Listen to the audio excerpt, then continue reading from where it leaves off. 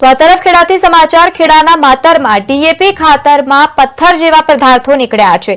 નકલી ખાતરની આશંકા થતા ખેડૂતે ખેતીવાડી વિભાગને પણ જાણ કરી છે। ખેતીવાડી વિભાગના અધિકારીઓએ ખાતરના સેમ્પલ પણ લીધા છે। ખાતરના સેમ્પલ લેબોરેટરીમાં તપાસ માટે મોકલી દેવામાં આવ્યા છે।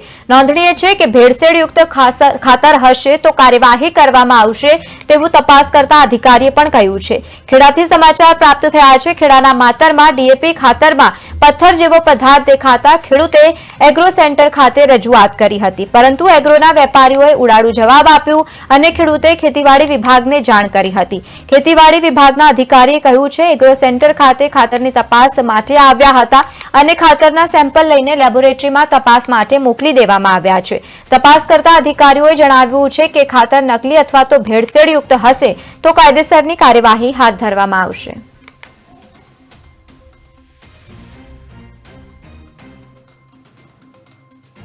આ ડુપ્લિકેટ ખાતર આવ્યું છે। બસ એ ઘરે જઈને મેં કોથળી ખોલી પછી મને ખબર પડી કે આ તો અંદરથી કાંકરા મેન્ટલ નીકળ્યા છે। અંદરથી 24 તારીખે લીધું મેં અને બીજે દિવસ મેં ખોલ્યું તો આવું નીકળ્યું। હવે પેલો આ લોકોને મેં રજૂઆત કરી અહીંયા આવીને તો કે આ તો પેલું ફોસ્ફરસ છે। મેં કે મારે ફોસ્ફરસની કોઈ જરૂર નહીં, મારે તો ખાલી ખાતરની જરૂર છે, સારી ગુણવત્તાવાળું જોઈએ, બરાબર। તો કે છે એ જે છે ફોસ્ફરસ છે। મેં 2 દિવસ વગાડી મેલું છતાં એ વગર્યું નહીં, આજે મેન્ટલ નીકળ્યા છે અંદર। ખાતરની ગાંગરાવાનું કારણ કંઈ જ નહીં, આ ફોસ્ફરસ જ છે એક જાતનો કે જે પાણીમાં ઓગળી જાય છે। આ ઇમ્પોર્ટ આયાત કરેલું ખાતર યસ અમે જાણ કરેલી છે ઓલરેડી, કંપનીએ જાણ કરી છે, સેમ્પલ પણ લીધેલા છે આપણે ક્વોલિટી માતરની અંદર અત્યારે હાલની અંદર સ્ટોક હાજરમાં 440 બેગ જેવી છે। આગે મારા ઉપર એક અજાણ્યા યુવકનો ફોન આવ્યો। એમને કહેવાથી જીએટીએલ ડેપોમાં એમને જે ડીએપી લીધું છે એમાં ગટ્ટા જોવા મળેલ છે અને એ ડુપ્લિકેટ ખાતર હોવાનું એમને શંકા છે।